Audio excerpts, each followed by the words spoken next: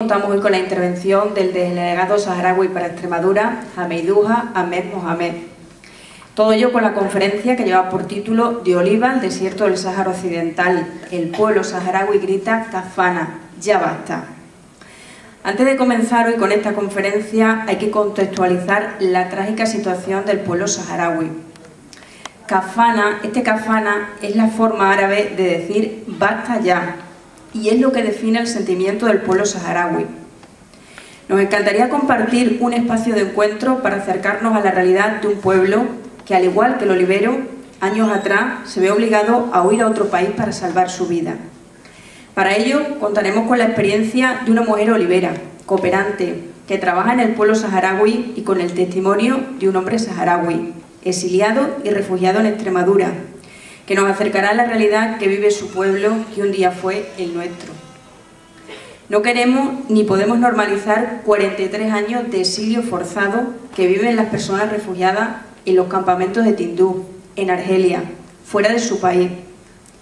La precarización a la que se ven sometidas miles de familias que sobreviven en los territorios liberados del Sáhara Occidental por la falta de recursos, acceso a los servicios básicos y el aislamiento al estar separados por el llamado muro de la vergüenza. Frontera que construyó el gobierno marroquí y que a día de hoy continúa siendo uno de los 10 territorios con más minas antipersonas del mundo, cobrándose nuevas víctimas año tras año.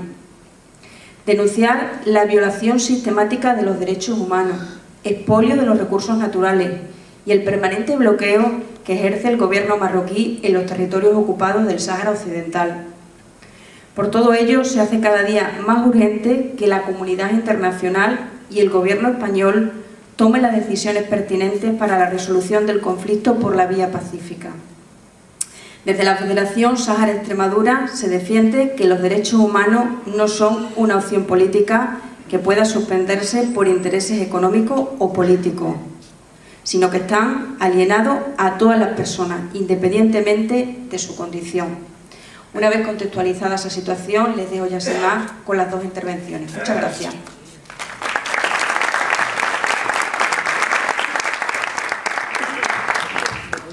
Buenas noches a todas y todos por decidir compartir este ratito con nosotros. En primer lugar, quiero agradecer al Ayuntamiento de Oliva de la Frontera, a Luisa Osorio, la alcaldesa, por la cálida acogida esta mañana en el encuentro que mantuvimos y donde esperamos que sea el reinicio de futuras colaboraciones y de participación en Oliva junto al pueblo. Antonio Valero, el coordinador de la jornada, por pensar en el pueblo saharaui para hablar de las personas refugiadas de hoy, y a todas las personas que apoyan y forman equipo con él y se preocupan de que todo esto salga bien.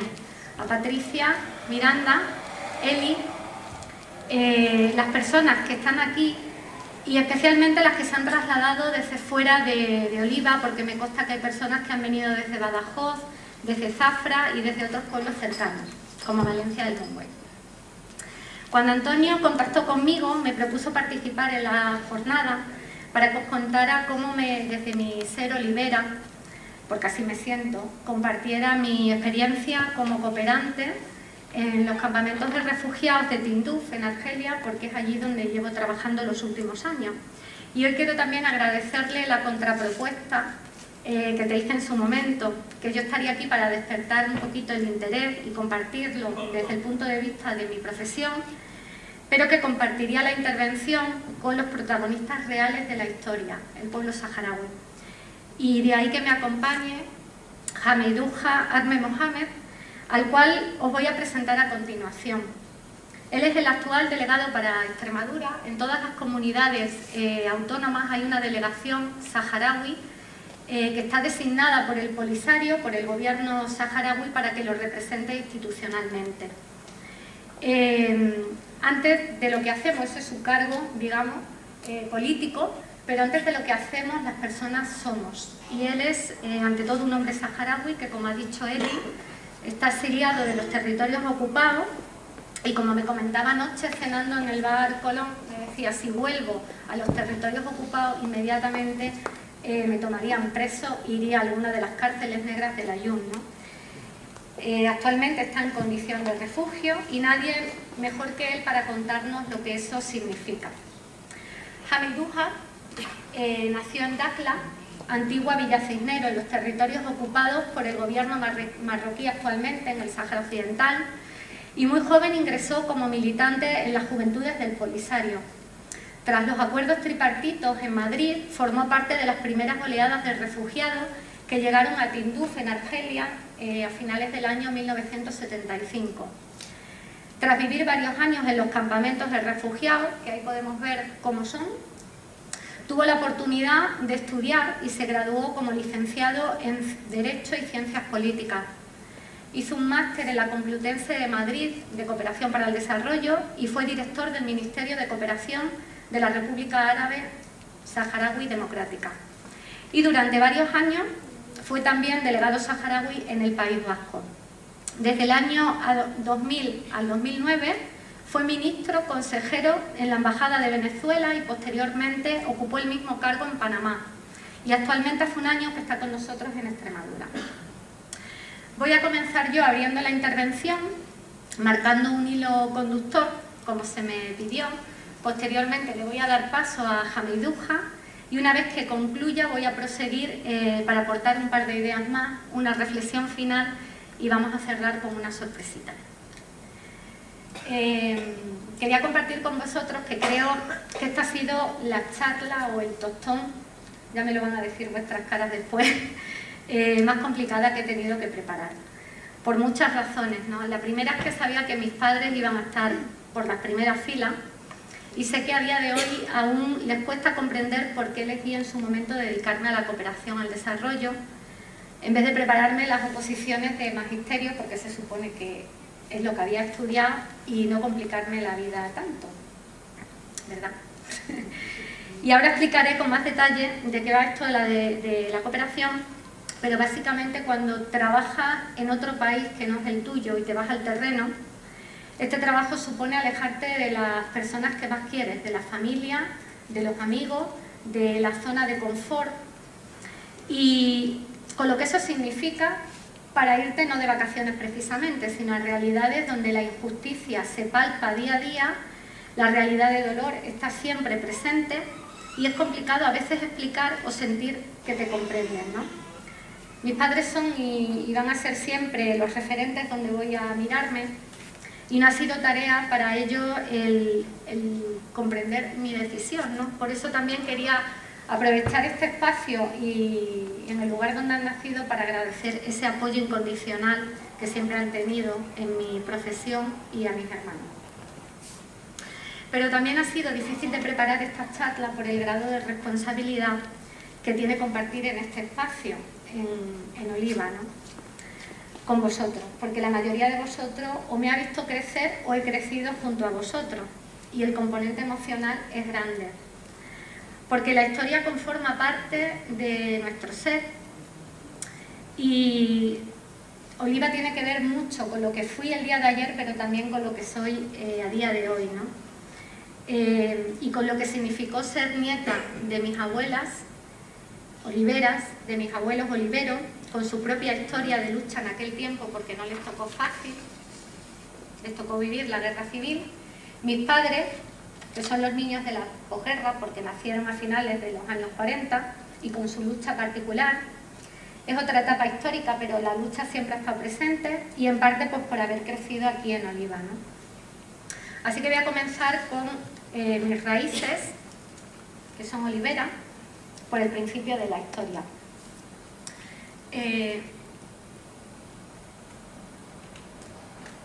Mis abuelos, que aparecen ahí, no sé si conocéis este lugar, son Los Llanos, una finca que está entre Jerez de los Caballeros y la carretera de Encinasola, si no me equivoco, y si me equivoco me corregís. Y ahí mi familia materna vivió por generaciones trabajando para lo que eran los patrones en Los Llanos.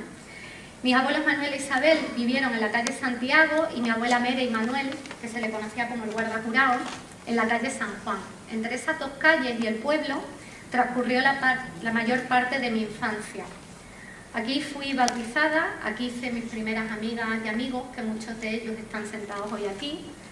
En Oliva aprendí a leer y a escribir, ya que viví 2 años aquí en Oliva, porque a mi padre por trabajo lo destinaron fuera, y estudié en lo que se llamaban las escuelas nacionales, que si no me equivoco, en este mismo lugar. Mi familia se había forjado en el campo, eran familias muy humildes. Mi madre María, que se le conoce como la Jurán, trabajó durante más de 10 años, toda su juventud, hasta que se casó en lo que era la sastrería de Ramón Recio, que para los más jóvenes, y no sepamos dónde estaba, está en el callejón de lo que hoy es el bar Bohemia. Mi padre, José Macarro, con 12 años empezó a trabajar de peón de albañil con Pepe Bernal y después con los Gasolina, y hasta que tuvo la oportunidad de optar a un puesto de trabajo que le permitiera formar una familia y mejorar su calidad de vida, ¿no? Y para darnos oportunidades, a mí, que soy su hija, oportunidades que ellos no tuvieron, y a mis hermanos, que muchos de vosotros conocéis, David y Raúl. Por el momento histórico que les tocó vivir, no les acompañaron a ellos esas oportunidades, y nosotros tenemos, o mi generación tiene una historia diferente, ¿no?, que las futuras generaciones también tendrán. Y obviamente porque creo que la historia la construimos colectivamente y está en continuo movimiento. Crecer en Oliva, para mí, supuso crecer en libertad. Es por lo que os estoy contando todo esto, ¿no? Porque la historia que vivimos como pueblo y como olivero viene marcada por la historia familiar en la que nacemos. Y es la suma de todas las familias que conforman una comunidad, en este caso la de Oliva, y ello va a condicionar siempre nuestra historia personal. Lo que os acabo de contar en realidad es la familia, o sea, es la historia de muchísimas familias oliveras que han nacido en la misma década, a finales de los 40. Yo misma nací en el año 1975, como muchos amigos y amigas que también hoy están por aquí, y nuestras historias son similares. Crecimos en libertad. Pero quiero lanzaros esa pregunta, ¿no? ¿Qué hubiera pasado si en ese mismo año yo, María José, hubiera nacido en el Sáhara Occidental? Si hubiera nacido en el seno de una familia saharaui, ¿cómo sería mi vida a día de hoy, ¿no? En mi humilde experiencia, y por lo que comparto día a día con el pueblo olivero y con el pueblo saharaui, todos los conformamos personas y tenemos las mismas necesidades de afecto, bien sea por la familia o por la familia que uno elige, los amigos y las amigas. Tenemos necesidades de alimento, de vivienda, de trabajo, derecho a una cobertura sanitaria, educativa. Y salvo en circunstancias particulares o excepcionales, en la mayoría de los casos, yo me atrevería a decir que casi todos los oliveros y las oliveras que estamos aquí hemos tenido nuestras necesidades básicas cubiertas. Y yo puedo decir que gracias al esfuerzo de mis padres, no solamente tuve la oportunidad de crecer en libertad y la libertad de elegir lo que quería estudiar, sino también después de estudiar lo que quería trabajar. Hoy los tiempos la verdad es que se han ido complicando y ya no es tan fácil decir eso, ¿no?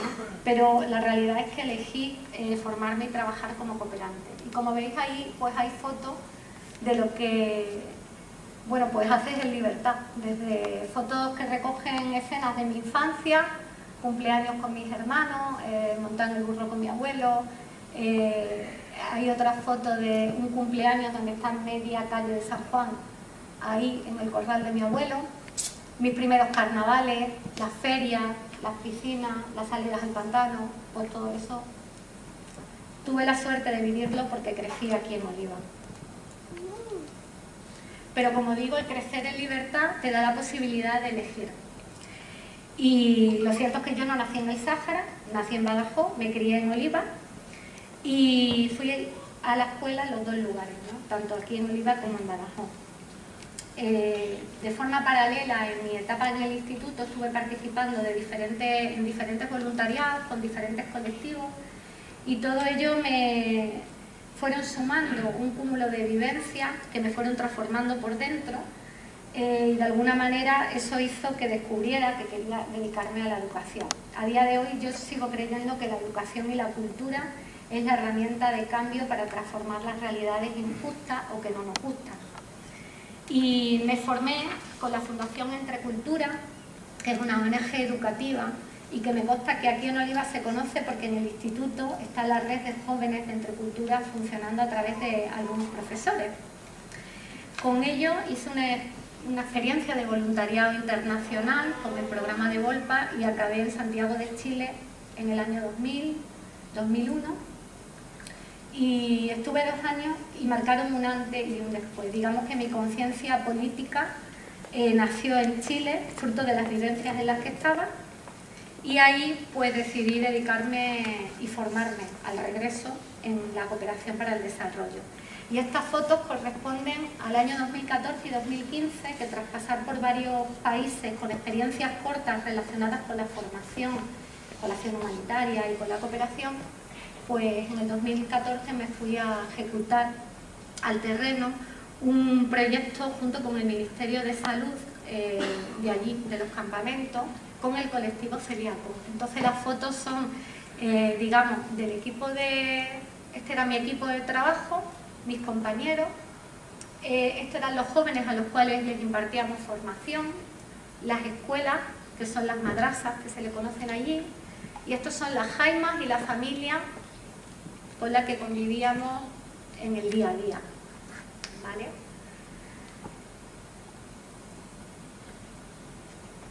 Y como iba diciendo, después de, claro, esa experiencia me marcó, fueron 2 años, no es lo mismo tener tu puesto de trabajo como es ahora, que estoy en Badajoz y viajo 2 veces al año, 2 meses, que estar viviendo de forma permanente 3 meses, allí en los campamentos, vienes, te arreglan el visado y luego regresas. Evidentemente el tiempo pasa de diferente manera, las vivencias son igual de intensas, pero tienen un calado mayor, digamos, y ese crecer en libertad, esa libertad de elegir, al final te va haciendo, ¿no?, de alguna manera. Y somos las decisiones que tomamos. Digamos que hubo un punto de inflexión en lo que es mi trayectoria de trabajo, donde pude estar trabajando en otra organización y decidí continuar en el Sáhara, ¿no? Y desde el año pasado pues estoy en la Federación Sáhara Extremadura. Estas imágenes son del último viaje que hicimos en el mes de noviembre del año pasado, y ahí aparece Hameiduha. Son reuniones casi todas institucionales con los diferentes ministerios con los cuales emprendemos los proyectos de acción humanitaria y de cooperación que hacemos en los campamentos. Estos son los contenedores de ayuda humanitaria que llegan a través de la Media Luna Roja Saharaui, que es la entidad responsable de distribuirlos en la población. Y estas son fotografías que corresponden a los territorios liberados, al cual nos desplazamos en un viaje muy largo y bueno, comimos pues como los saharauis coméis en el desierto, pues, camello creo que ya sería, ¿no? Comimos. Vale. Y os voy a contar un poquito en qué consiste esto de la cooperación internacional para el desarrollo, ¿no? Tras la guerra civil, España no estaría a día de hoy en el nivel de progreso que estamos si no fuera por la ayuda oficial al desarrollo que recibió de otros países hasta el año 1981. Digamos que la cooperación internacional al desarrollo, hay unas partidas presupuestarias que se pusieron de acuerdo todos los países por una cuestión de justicia y atendiendo al nivel de desarrollo humano, y es el conjunto de actuaciones que se realizan o bien por actores públicos o privados con el objetivo de promover el progreso o el desarrollo económico, social, de forma que sea sostenible y equitativa para toda la población y las comunidades, ¿no? En este conjunto de actuaciones hay diversas formas de cooperar en función del contexto y las necesidades de cada país o comunidad. De forma que, por ejemplo, yo tengo compañeros cooperantes que están especializados, digamos, en las emergencias. Las emergencias son las actuaciones urgentes para cubrir necesidades inmediatas, que es, por ejemplo, cuando vemos en los medios de comunicación, en la televisión, que hay que actuar sobre catástrofes naturales, terremotos, inundaciones, huracanes, pandemias sanitarias, como por ejemplo fue el ébola en Sierra Leona, o ahora está activo en Congo otra vez. Otra modalidad de cooperación es la acción humanitaria, que son actuaciones a corto plazo para dar respuesta a las crisis humanitarias causadas también por catástrofes naturales o también por conflictos armados.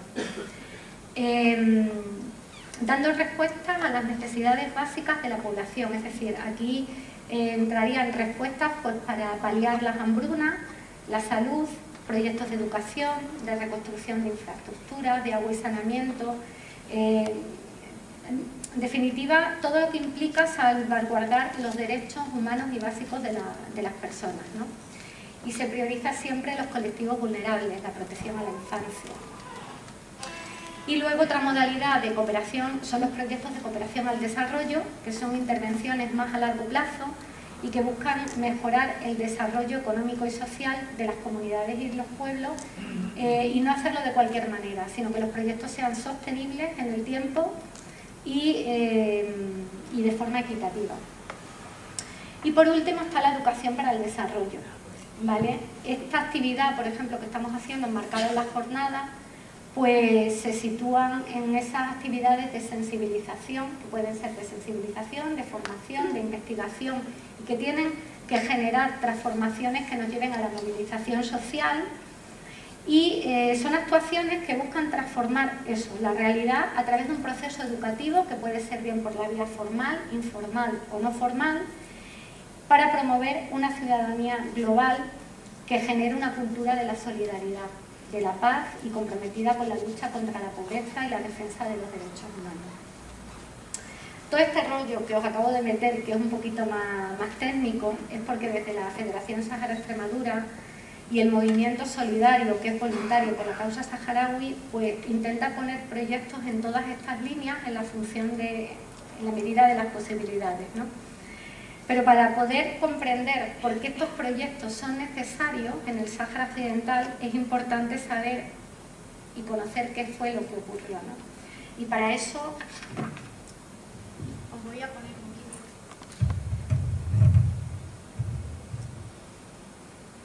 que os lo va a contar mejor.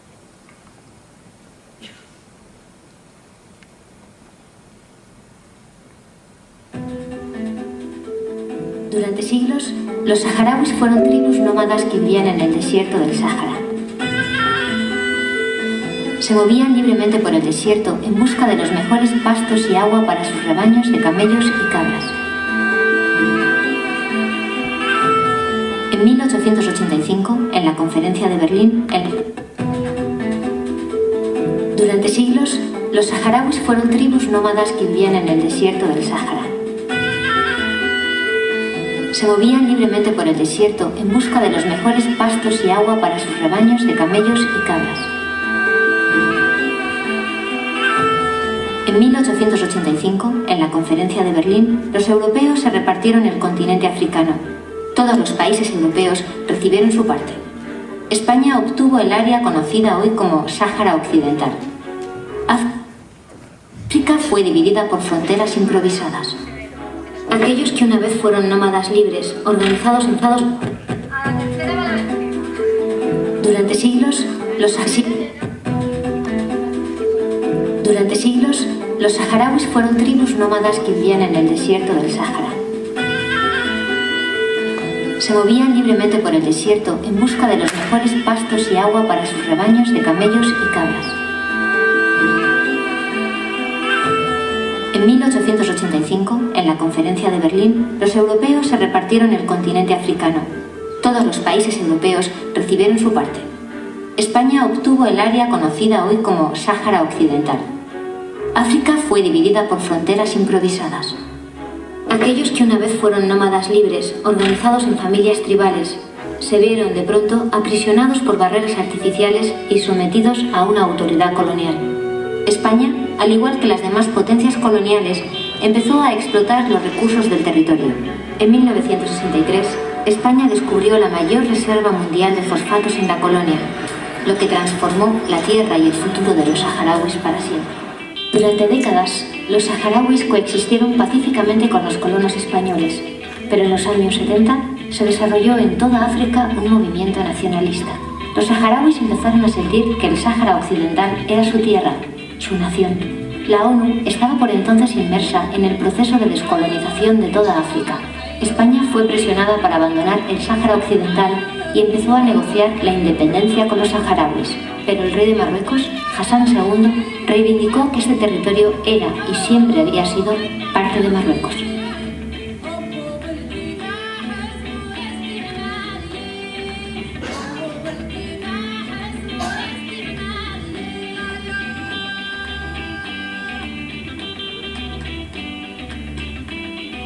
Estados Unidos y Francia presionaron a una débil España para que evitara una guerra con Marruecos por un territorio que iba a abandonar de todos modos.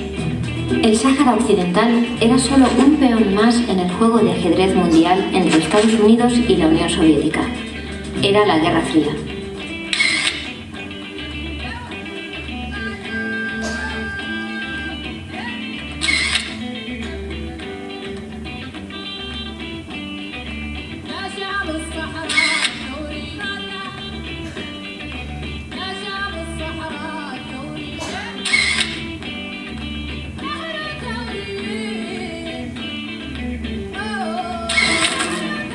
Argelia, aliado directo de Rusia, armó al Polisario.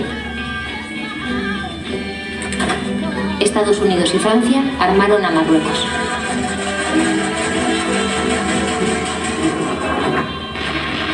Tras años de conflicto armado, el ejército marroquí no conseguía derrotar a las guerrillas del Polisario. En 1981, Marruecos empezó a construir, con el respaldo de Estados Unidos y Francia, un gran muro defensivo de 2.500 kilómetros dividiendo el Sáhara en dos. Cuando terminó la Guerra Fría, los americanos decidieron que esta guerra debía terminar. En 1991, ambos bandos aprobaron un plan de paz preparado por Naciones Unidas con una única condición: que se celebrase un referéndum en el que los saharauis decidiesen el futuro del Sáhara Occidental.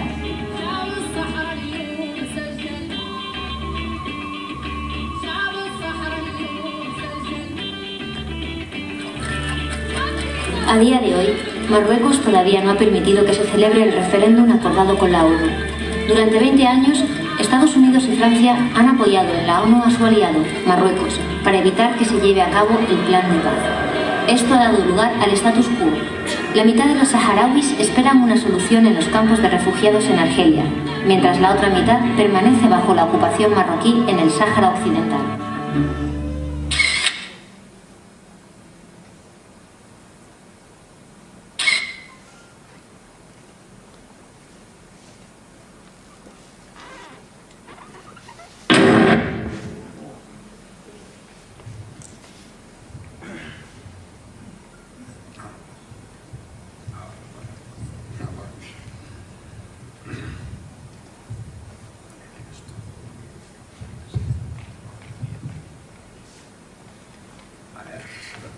Sí, hola, buenas tardes.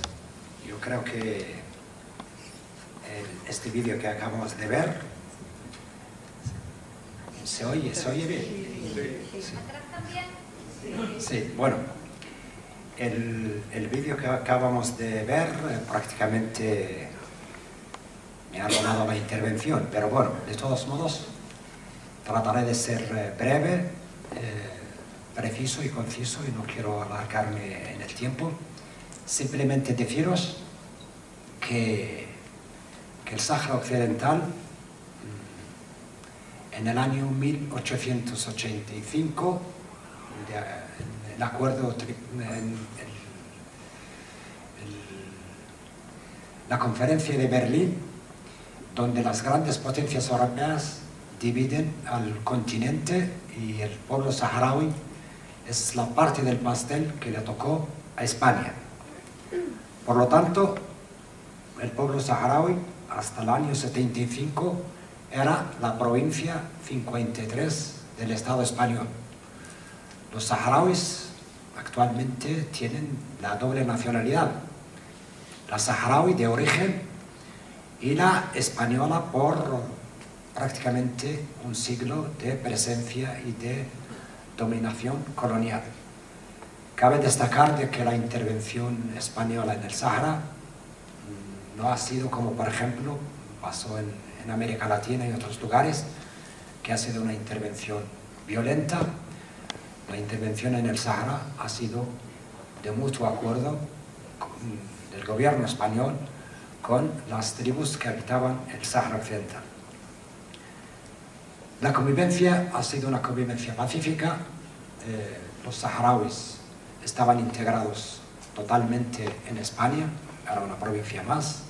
Las leyes imperantes en el Sáhara Occidental son las leyes del Estado español, a tal grado de que también la conferencia que dieron los compañeros ayer sobre la guerra civil española, los saharauis también han tomado partido. Hay quienes han estado del lado republicano y hay quienes han estado del lado sublevado con Franco.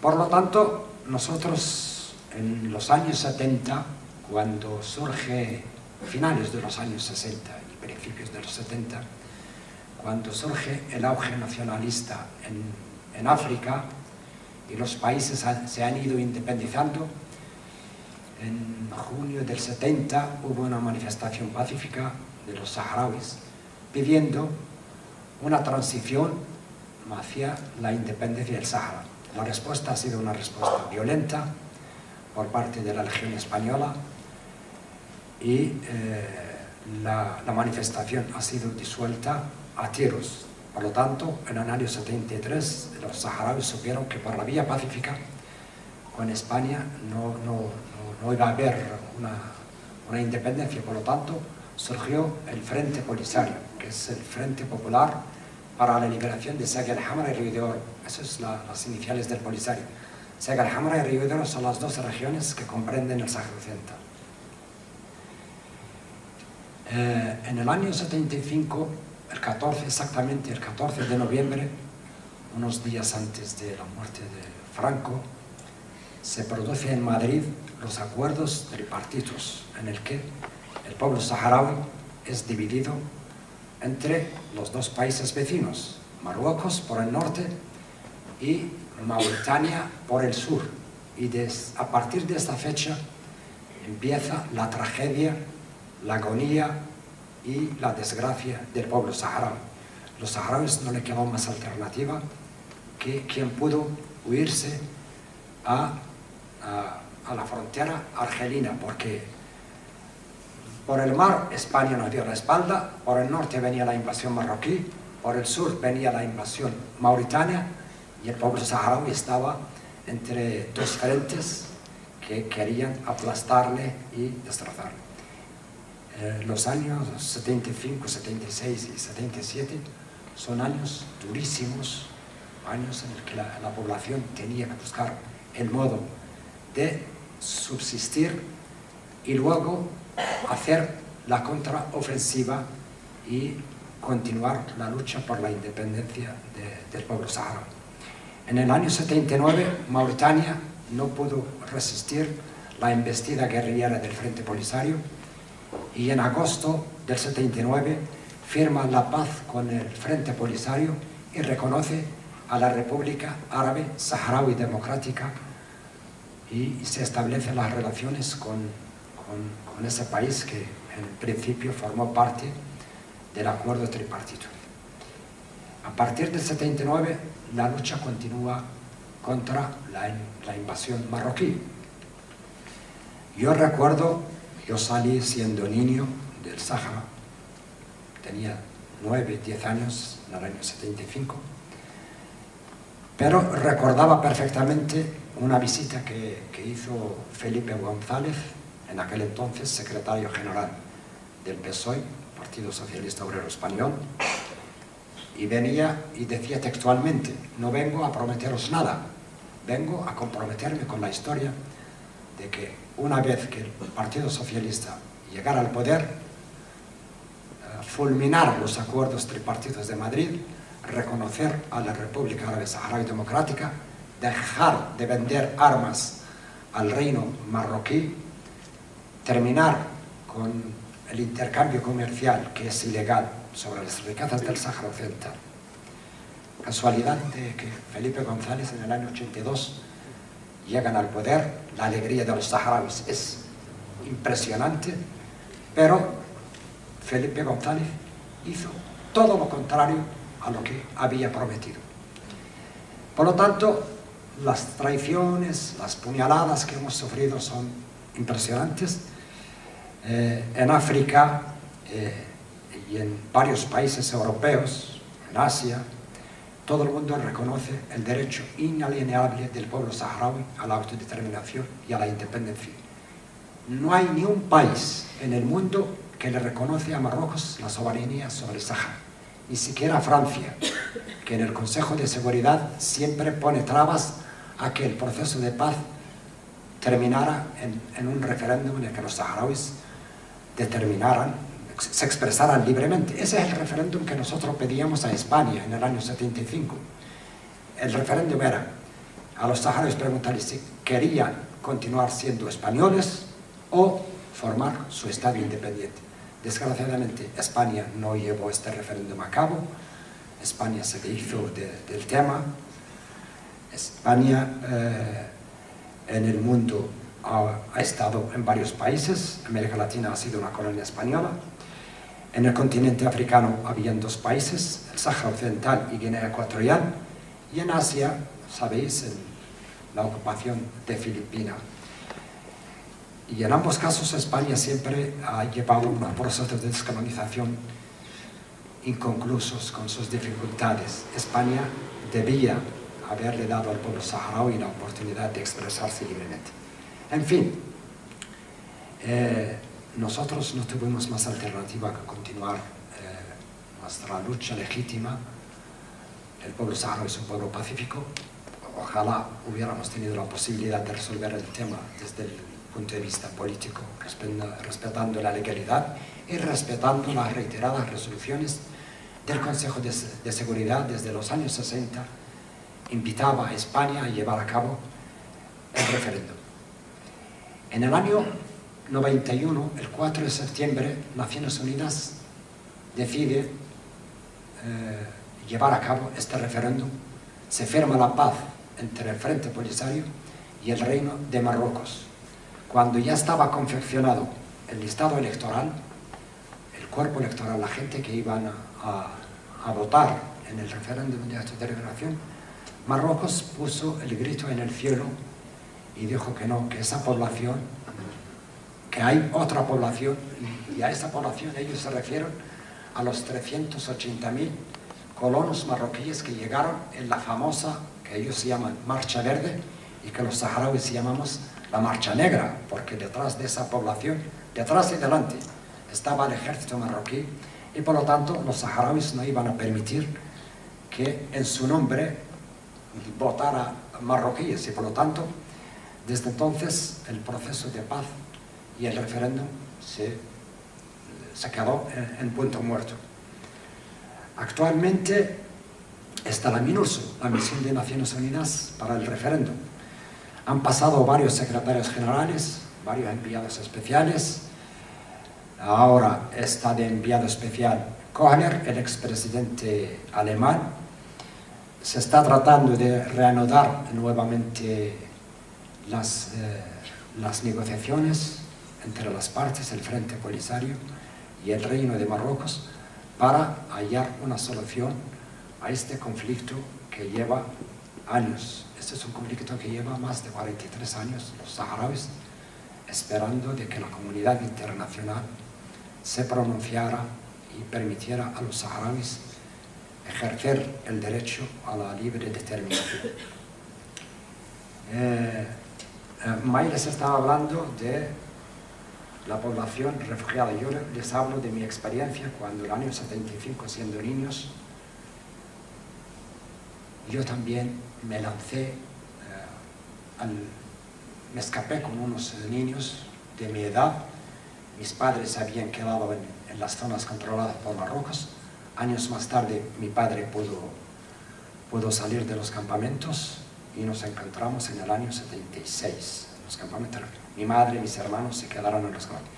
Yo vivía en un campamento que se llama Modreiga, que fue exterminado con napalm y fósforo blanco. La prensa internacional no se hacía eco. Los saharauis se estaban exterminando y el bloqueo informativo era brutal. También había que recordar que eran años difíciles a nivel internacional. Eran los años de la Guerra Fría. Todo aquel que exige su independencia o que quiere, es automáticamente catalogado de rojo. Y los saharauis eran el Frente Polisario, era un movimiento que no tenía nada que ver con la Unión Soviética. Incluso de los países socialistas, el pueblo saharaui nunca tuvo apoyo. El apoyo que hemos tenido ha sido de los países africanos y de las organizaciones humanitarias. Quiero hacer un reconocimiento especial de que, independientemente de los papeles que han jugado, el papel nefasto que ha jugado la administración española, a nivel del pueblo, a nivel de las comunidades autónomas, a nivel de la población de base, el apoyo, la solidaridad, el afecto son de un valor incalculable, a tal grado de que el Frente Polisario comprendió de que, independientemente de la posición oficial, porque España siempre dice que está con el derecho de autodeterminación del pueblo saharaui, pero ese derecho de autodeterminación hay que exigirlo, porque ante Naciones Unidas y ante la justicia internacional, España no ha culminado su papel histórico en el Sáhara. Algunos juristas dicen que España aún tiene responsabilidad hasta que el pueblo saharaui ejerza su autodeterminación. Por lo tanto, lo de Marruecos es una invasión militar en toda regla. El Tribunal de la Haya en el año 75 dictaminó de que no hay ningún vínculo de ninguna índole entre el pueblo saharaui y el Reino de Marruecos. Son dos países distintos. El Tribunal Europeo también recientemente publicó una resolución en la que dice que cualquier tratado, cualquier convenio comercial con Marruecos que incluye las riquezas saharauis es un expolio y es una actividad ilegal que va contra la legalidad internacional. Por lo tanto, nosotros aún confiamos, aún damos un voto de confianza a la justicia y esperamos que el conflicto termine cuanto antes. Me viene a la memoria un poema, un dicho de Pablo Neruda, el poeta chileno, que decía que se podrán cortar todas las flores, pero no podrán impedir la primavera. Al pueblo saharaui también le podrán poner todas las trabas, todas las bombas del mundo, todas las dificultades. Los saharauis no vamos a renunciar al derecho legítimo de constituir nuestro Estado independiente y soberano en el territorio del Sáhara Occidental, en las fronteras heredadas de la época colonial. Por lo tanto, en nombre del pueblo saharaui, en nombre del Frente Polisario, expresar a España, a las fuerzas políticas, a los pueblos, a los ayuntamientos. No hay ningún ayuntamiento, ninguna población donde no hay una asociación de amigas y amigos del pueblo saharaui. Nosotros pudimos superar dificultades, pudimos subsistir en el desierto más duro del mundo gracias a la solidaridad de los pueblos de España, gracias a la solidaridad de las organizaciones internacionales. Estamos en el desierto más duro del mundo, la Hamada. Ahí no vivía nadie. Es un desierto duro, pero es el precio que hay que pagar por la dignidad y por la libertad.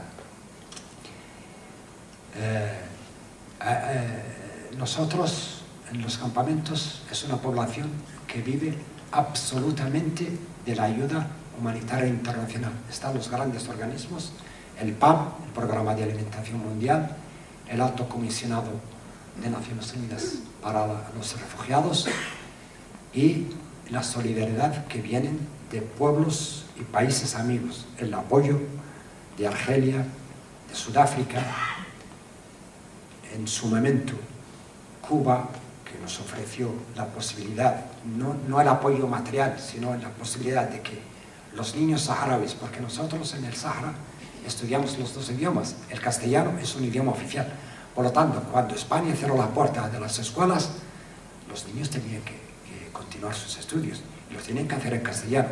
Por lo tanto, el único país del mundo que nos abrió las puertas en los años 70 fue Cuba, y ahí se han ido a estudiar miles y miles de niños saharauis, que actualmente son médicos, ingenieros, abogados, agrónomos, y por lo tanto, una isla en el Caribe puso su granito de arena, y de ese hecho nadie nos puede acusar de comunista. Nosotros estábamos en medio de la nada, y cualquier ayuda, venga de donde venga, es bienvenida sea.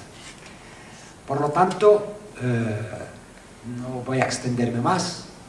Yo preferiría que esto fuera más bien un diálogo para que la gente quiera saber algo sobre el tema del Sahara. Estamos aquí a disposición para responder a cualquier inquietud, a cualquier pregunta sobre la realidad del pueblo saharaui.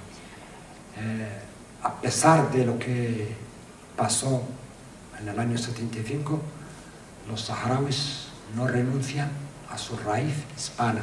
Los saharauis no renunciamos a los vínculos culturales, históricos con España. Esos son lazos indestructibles.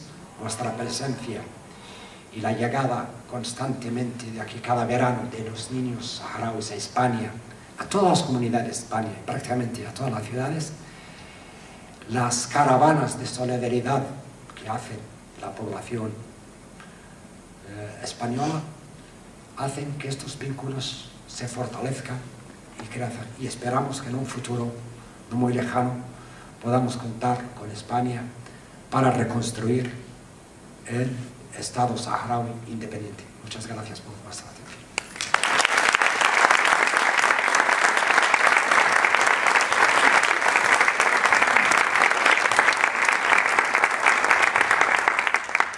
Gracias, Johanna.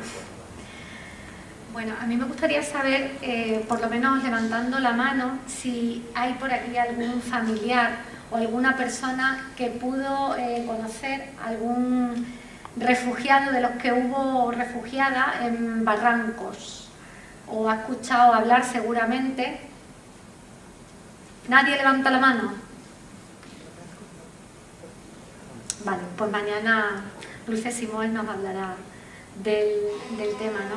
Pero sí que quería que imagináramos por un momento que todos los oliveros y las oliveras que acabaron en el campo de Rusiana y de Cotairiñas, en el vecino Barranco, imaginaros por un momento que estuvieran atrapados todavía a día de hoy, o que lo hubieran estado durante 42 años, en esos campamentos. No sé si habéis tenido la oportunidad de ir.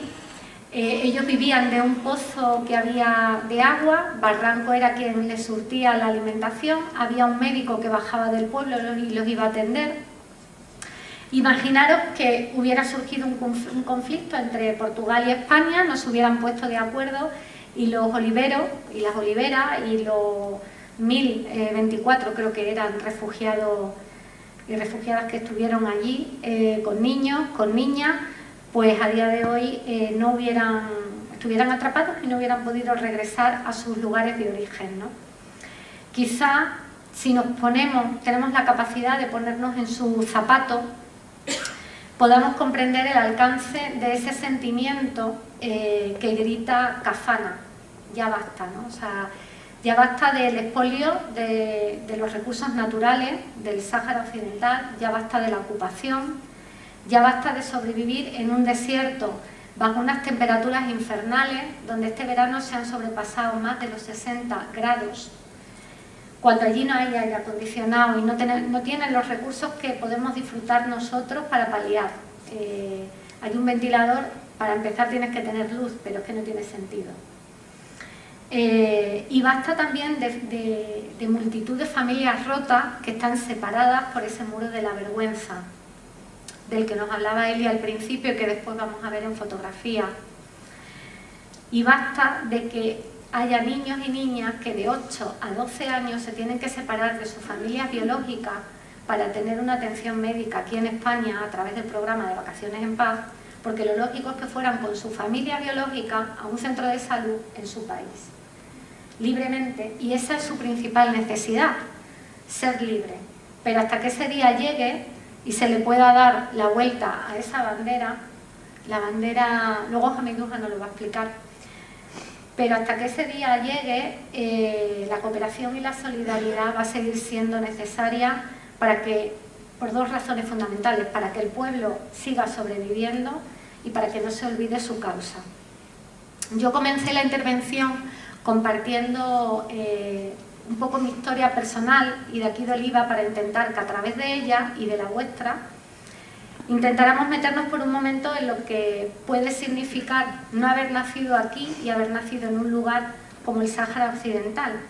A día de hoy el pueblo saharaui no es un pueblo libre, por lo tanto no creció en libertad. Toda la gente que tenga mi misma edad, que naciera en el año 75 o posterior al año 75, ya nació con la condición de ser una persona refugiada. Eso ahora mismo solamente ocurre en 2 lugares en el mundo.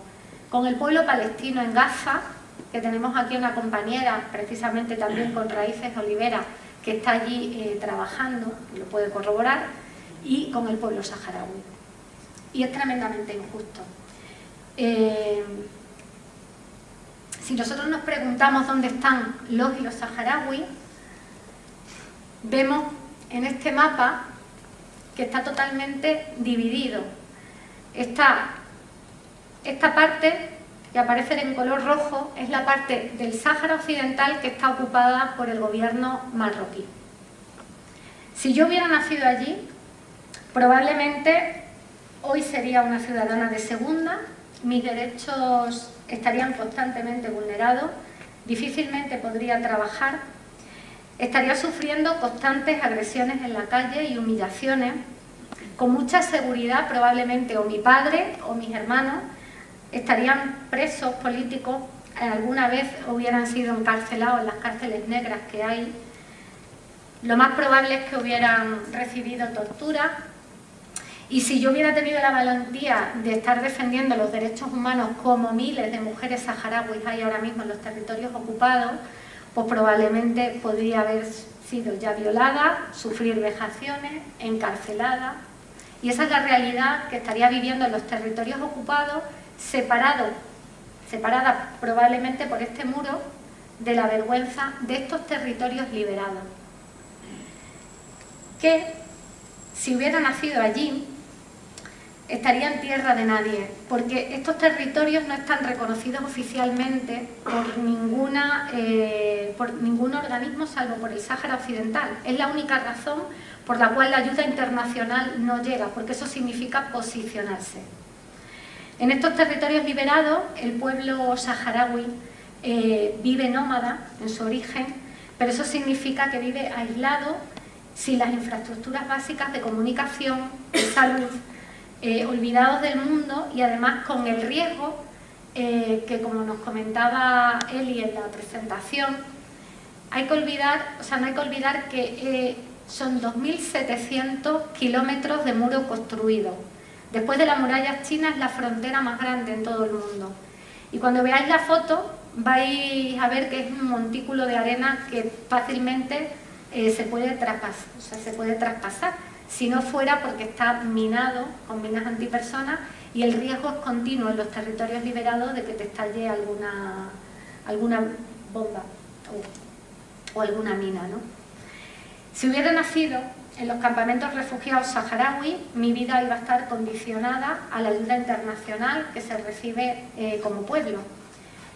Estaría sometida a temperaturas extremas, como decía. Si he tenido la suerte de participar en el programa de Vacaciones en Paz, con suerte puedo encontrar, dependiendo de la familia acogedora también a la que llegue, puedo encontrar más oportunidades para tener acceso a lo mejor a un estudio de mayor calidad o tener posibilidades de viajar y poder solucionar los papeles y algún día soñar con poderme quedar. Pero la realidad de la gran mayoría de la población no es esa, porque la gran mayoría no sabe lo que es salir todavía de los campamentos de refugiados, ¿no? Y si tengo esa suerte de poder salir, como la compañera que nos acompaña hoy día, lo tendría muy difícil y formaría parte de lo que se suele llamar la diáspora saharaui, que es decir, que puedes estar en cualquier parte del mundo. Pero en cualquier caso, de las 4 realidades que os he hablado, en ninguno de los lugares podría ser yo con mi identidad y con las necesidades cubiertas básicas, ¿no?, que toda persona tiene derecho. Y bueno, querámoslo o no, digamos que los movimientos migratorios, y más hoy en día, y los desplazamientos forzosos, forman parte de la humanidad y a la historia me remito. O sea, nosotros en el año 36 tenemos esa historia que nos hablarán mañana sobre ella con el pueblo de Barranco, y dependiendo de la etapa histórica y del país en el que hayamos nacido, nos puede tocar vivir esta realidad más temprano o después, ¿no? Pero sí que tenemos la responsabilidad de tomar, o sea, primero de aceptar que esto es una realidad, y lo segundo, yo sí me puedo posicionar a nivel personal, ¿no? Vemos ahí en la lámina algunas de las causas de los movimientos migratorios de hoy en día, porque no es lo mismo ser migrante, que ser refugiado o refugiada, que ser exiliado o exiliada, o ser desplazado forzoso, ¿no? O sea, la diferencia sobre todo va a venir marcada por el motivo que causa ese desplazamiento, ¿no? Que pueden ser desde causas socioeconómicas, por mejorar la calidad de vida, política o diversidad de pensamiento. En la época de las dictaduras en América Latina, bueno, incluso aquí en España, pues hubo mucha gente que tuvo que exiliarse por conflictos sociales, por guerra, por la violación sistemática de los derechos humanos, delincuencia organizada, como por ejemplo pasa en muchos países en Centroamérica, las disputas de tierras por el control de los recursos. Es curioso, pero en ese mapa de África es un mapa que apunta los recursos naturales. Si en España tuviéramos que vivir con los recursos que producimos, no duraríamos ni 15 días. Bueno, es que a día de hoy no hay ningún país que sea sostenible por sí mismo con el grado de consumo que tenemos, claro. Estamos levantando fronteras a las personas, pero no a sus recursos naturales. Ahí somos nosotros y Europa quienes estamos invadiendo el país para extraer esos recursos. Y otra de las causas que yo creo que va a ser el relato que vamos a tener que armar desde la cooperación al desarrollo y el gran reto que tenemos por delante, yo creo que la humanidad, porque no va a haber fronteras ni muros que frenen eso, va a ser el cambio climático. Se habla ya de más de 64 millones de personas desplazadas por causas climáticas, por las sequías y bueno, por las inundaciones. Yo creo que este verano pues esas diferencias y esos grados de temperatura vienen por ahí, ¿no? Y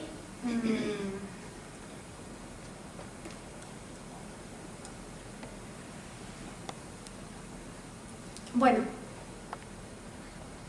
¿alguien conoce? Me imagino que sí, que os suenan, por lo menos un par de fotos os tienen que sonar. Esta de aquí,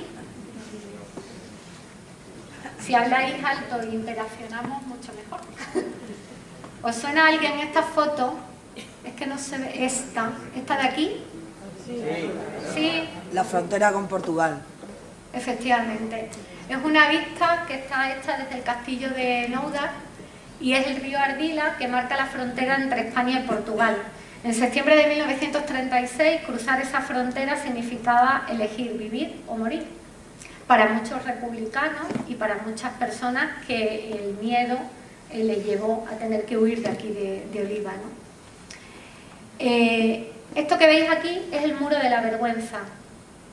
Es de lo que llevamos hablando toda la conferencia, vamos, la intervención, y de lo que nos hablaba Eli en la presentación. Y son 2.700 kilómetros de muro que financió Estados Unidos y Francia y lo construyó el gobierno marroquí. Y sobre todo lo que no hay que olvidar son las minas antipersona, y efectivamente es uno de los 10 lugares más minados del mundo. Y donde la mujer saharaui, que es una de las, digamos, de las figuras que están desminando esos territorios, la labor está siendo impresionante. Y después, ¿esto sabéis qué es? ¿O dónde está? Está al lado de la estación de autobuses, ¿no? Bueno, pues es un homenaje que el pueblo libero le rindió a Barrancos, porque en época de dificultad y en época de frontera, el pueblo de Barrancos decidió ser puente, y el teniente Seixas acogió a todos los refugiados y las refugiadas que traspasaron esa frontera, ¿no? Y aquí es una de las imágenes de las concertinas que tenemos en la frontera sur, que es con lo que recibimos ahora mismo a los a los que vienen huyendo de los conflictos, ¿no? Entonces, a esto es a lo que os quería invitar, a que pensáramos si sois frontera o puente con los que tenemos al lado y vienen de fuera, ¿no?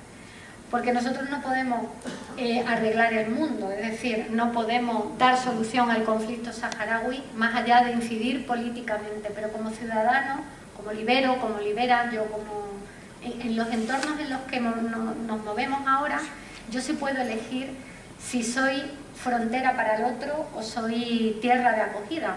Si continúo alimentando discursos xenófobos, racistas, basándonos en los prejuicios que determinados medios de comunicación y corrientes políticas promueven, respondiendo a los intereses económicos y de poder de siempre, y seguimos construyendo esas fronteras mentales que nos hacemos con todo lo que nos resulta diferente, nos resulta distinto, nos genera miedo. Sin duda el sistema sabe que su mejor arma es sembrar miedo, ¿no? Y el miedo es libre, pero contra el miedo hay que combatirlo con conocimiento, con educación y con cultura, y sobre todo con informarse.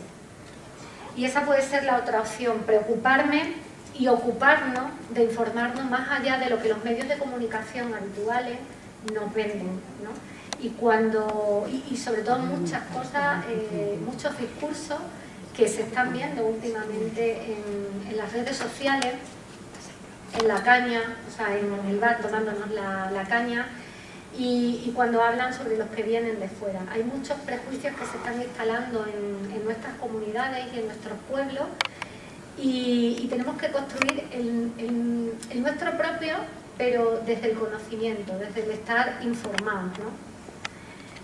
Refrescando esa memoria histórica de España, que yo siempre he escuchado mucho, y aquí también a nuestros mayores, que era mejor no removerla.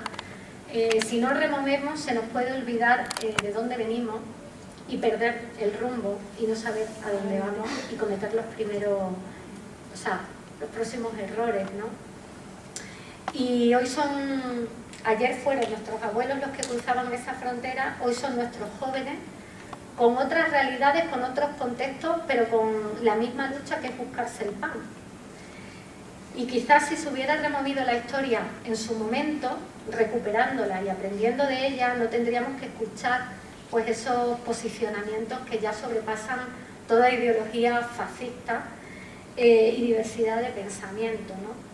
Duele escuchar opiniones sentenciando y condenando a personas que por el hecho de intentar buscarse un futuro mejor llegan a nuestro entorno, ¿no? Y estamos de alguna manera perdiendo la esencia del ser humano, que es la humanidad. Y da mucha luz a veces no dejar de preguntarse quién se está beneficiando del enfoque y del mensaje que se transmite con cada noticia o información que leemos, ¿no? Porque hay noticias que duran una semana en determinados canales de televisión y hay otras que pasan desapercibidas o nadie sabe lo que está pasando en los territorios ocupados del Sáhara Occidental, ¿no? Porque nos tienen todo el día noticias de Venezuela y la misma violencia y el mismo conflicto está surgiendo con diferentes contextos en Colombia o en México y no sabemos nada de esos conflictos. O realidades que nos tocan más de cerca. ¿Por qué no se habla de las relaciones entre España y Arabia Saudí? No solamente de las monarquías, sino de las empresas y la industria armamentística, la venta de armas. Desde el puerto de Bilbao está saliendo frecuentemente las armas que se les vende a Arabia Saudí y que acaban bombardeando la población civil de Yemen, en África. Por ejemplo, la noticia del autobús con niños y niñas, que hace poco fue bombardeada. Hay que preguntarse quién proporciona las armas que llegan ahí, y hay que actuar sobre las causas, no sobre las consecuencias. Nos informan de las consecuencias, pero no de qué está generando ese conflicto, ¿no? Y la noticia es que luego llegan en patera o que llegan intentando cruzar la frontera y siembran miedo entre la población, ¿no? Con prejuicios de que nos vienen a quitar el trabajo, cuando desde las organizaciones ya se ha elaborado un discurso informando sobre todo y diciendo que eso no es así, ¿no? Yo voy a ir cerrando ya, ¿vale? Y queríamos terminar, ahí dejo toda esa reflexión, y al cerrar, si deseáis intervenir haciendo alguna pregunta o alguna aportación, o bienvenido es. Pero queríamos aprovechar esta ocasión de estar la Delegación Saharaui para Extremadura aquí y la Federación Sáhara para hacer un reconocimiento a Antonia Gamero, que es una mujer valiente y olivera, y digo valiente porque solamente una valiente puede llevar acogiendo a niños y a niñas saharaui desde el año 94-95, que fue cuando empezó a desarrollarse el programa de vacaciones en paz en Extremadura. Este proyecto nació en el año 79 en España, y como en ese momento el Sáhara Occidental estaba en guerra con Mauritania y con Marruecos, de ahí que el programa se llamara Vacaciones en Paz, porque el objetivo principal era sacar a los niños entre 8 y 12 años. ¿Por qué estas edades? Porque eran las edades claves del crecimiento, y la idea era que salieran de la guerra para que en un clima de paz pudieran recibir una atención sociosanitaria y médica y mejorar en la alimentación, que allí en los campamentos no tenían, ¿no? Este programa ha ido evolucionando en el tiempo, y en estos momentos además está sufriendo bastantes cambios y adaptándose sobre todo al nuevo momento que vive el pueblo saharaui. Y es por ello que desde la Delegación Saharaui para Extremadura y desde la Federación queríamos rendirle un pequeño homenaje y que sirviera de reconocimiento a Antonia por la labor que ha desempeñado durante todos estos años, ¿no? Hasta el día de hoy. O sea, el año pasado fue el último año que acogió, y este año no ha acogido porque a una de sus primeras niñas pues está con ella, ¿no? en casa. Entonces quería pedir un aplauso para ella.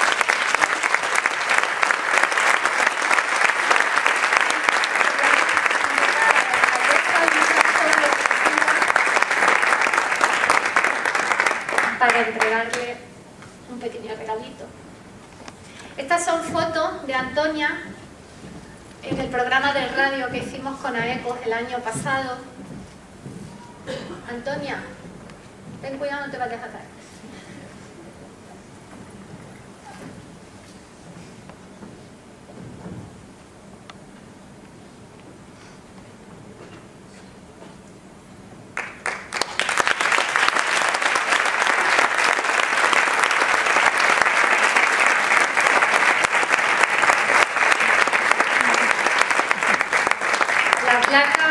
Lo que dice es que la Federación Sáhara Extremadura y la Delegación Saharaui agradece a Antonia Gamero su solidaridad, generosidad y el fiel compromiso con el pueblo saharaui y su causa.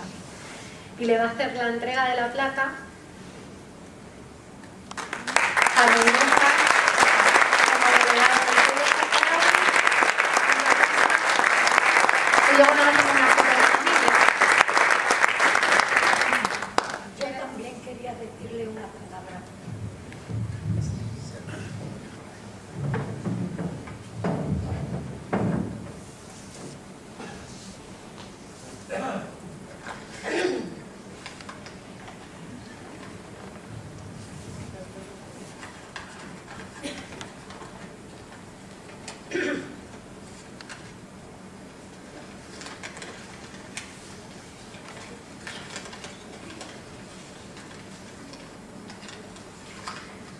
Santa Teresa de Calcuta decía siempre: si no puedes alimentar a 100 personas, alimenta a una. Cada vez que sonriamos a alguien es un acto de amor. Quiero que sepáis que la acogida de un niño es la llave que abre los corazones de cientos de familias. Porque nosotros nunca podremos hacer grandes cosas, pero sí podemos hacer cosas pequeñas con mucho cariño. Los niños vienen a Extremadura año tras año con su timidez, la nostalgia de su familia y la actitud recelosa que pudiera tener al comienzo de su estancia en la casa de acogida. Con costumbres distintas, lenguajes diferentes, en un mundo desconocido para ellos, esta actitud es natural en los primeros días, pero se va superando poco a poco con el cariño, con presión y paciencia se va ganando su confianza. Ellos son muy listos y enseguida comprenden todo. A los 20 días saben hablar nuestra lengua, y eso es verdad. Yo he cogido 7 niñas de 7 años, se iban luego con 12, otras las he tenido más tiempo. La hermana de la que tengo ahora se fue con 14 años, tuve otra de 14 años porque he ido 3 veces al Sáhara. Y una de las que había traído yo anteriormente, la segunda, estaba malita porque tenía bocio y me la traje con 14 años, que aguantaba menos que ella, que estaba con esta que está ahora. Esta tenía 10 y la otra tenía 14 y era más pequeña. Me la traje, arreglé los papeles y me la traje. Pero es que, lo que os digo, las he traído con 7 años y no sabían absolutamente nada. Yo no he llegado a aprender nada de las palabras de ellas, pero ellas a los 20 días ya me comprendían todo. Sabían todo lo que le quería decir, porque siempre se lo he dicho con mucho cariño, que es lo que ellos necesitan. Ellos nada más que una persona le ponía la manita encima del hombro, ya se iba en cuanto la veía a darle un beso, fuera donde fuera. Y ellas me decían, tú, que no la soltaba de la mano. Y a mí, así es que si te suelto de la mano, te vas a la acera de frente en busca de aquella señora que te ha puesto la mano encima y te ha dado un besito. Por eso os digo que necesitan mucho cariño y ellas comprenden todo, pero te dan una alegría que eso no es para decirlo, es para vivirlo. Las personas llegan a nuestra vida como bendiciones, otras como lecciones, pues aprendemos mucho de ellos. Solo quiero decir que el ayer ya se fue, el mañana no ha venido, solo tenemos el hoy. Aprovechemos hacer algo por alguien, no por lo que son ni por lo que puedan darte, sino por nosotros mismos. Yo quisiera tener menos edad y volvería a coger niños otros 20 años, pero ya me tendré que conformar con que las más pequeñas vayan viniendo siendo más grandes o estén aquí conmigo. Esta, por ejemplo, sería mi vida. Sé que he dado muchos años de mi vida, pero ellos me han dado muchísimo más a mí. Todo. Les voy a leer los nombres de las niñas que todavía no se me han olvidado. La primera se llamaba Napa, la segunda Fátima, la tercera Samira, la cuarta esta que tengo aquí, que se llama Beida. Vino en el 2000.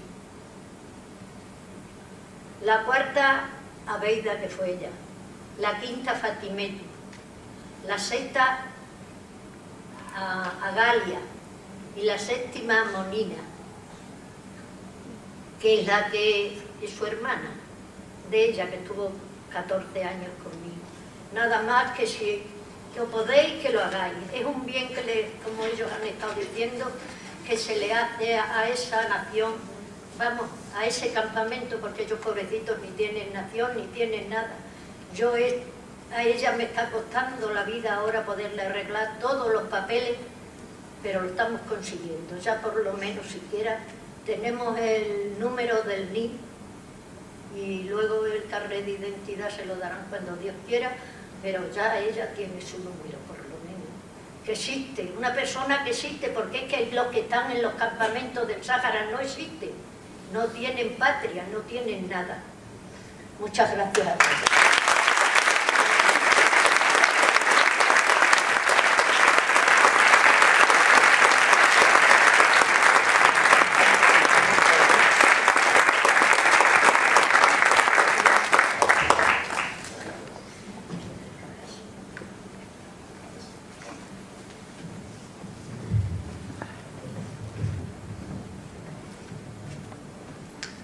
Gracias, Antonia. Y bueno, cerrando ya,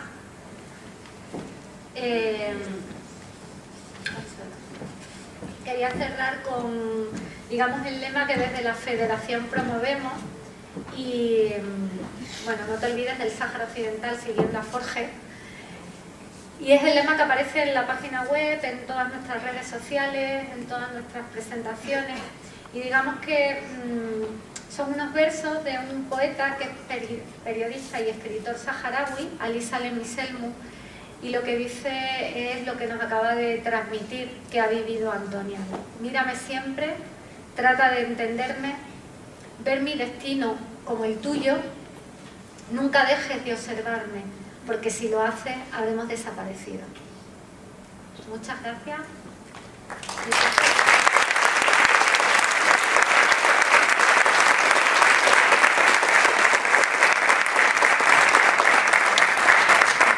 Damos así por finalizado este segundo día de jornada. Mañana miércoles tendrá lugar la tercera y última conferencia de esta jornada a cargo de la doctora en antropología Dulce Simoes, que lleva por título Cuando una mano mata, otra coge los refugiados de hoy y de ayer. Así que nos despedimos hasta mañana. Muchas gracias por su asistencia.